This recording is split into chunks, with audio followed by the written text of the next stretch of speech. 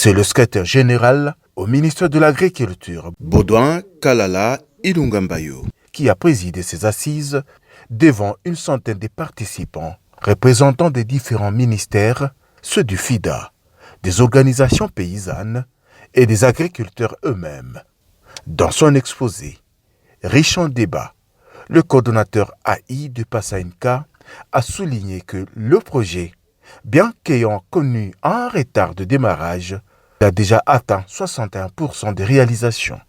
Daniel Bounambo. Le projet Passainka a été lancé en novembre 2018.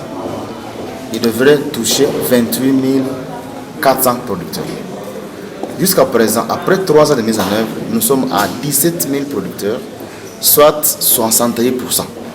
Intervenant à partir de Kinshasa en visioconférence, le directeur pays FIDA a expliqué le fondement de l'évaluation des mi-parcours conjointes, qui est de savoir quelles sont les activités clés qu'ils ont menées pour atteindre le résultat. Qu'est-ce qu'il faut abandonner aujourd'hui?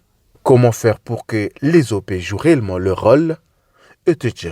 On peut envisager une prolongation compte tenu d'un certain nombre de facteurs de mise en œuvre, de difficultés, de résultats, mais ça doit se justifier pour savoir si, en faisant même cette prolongation, est-ce qu'on a toutes les chances de pouvoir atteindre les objectifs, parce qu'on peut aussi faire une prolongation de durée du projet. On va construire les fonds en termes de mise en œuvre.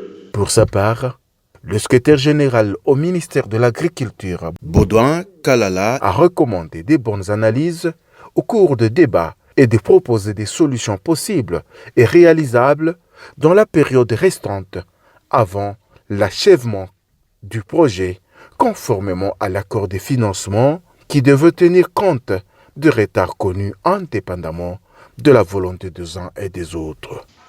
Enfin, je remercie le gouvernement militaire de la province du Nord-Kivu qui ne se fatigue pas pour restaurer la paix sur toute l'étendue de sa juridiction.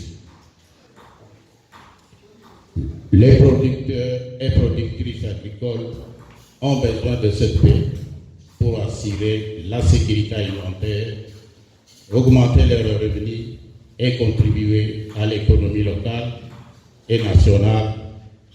Les bonnes pour les bonnes œuvres, dit-on, paix.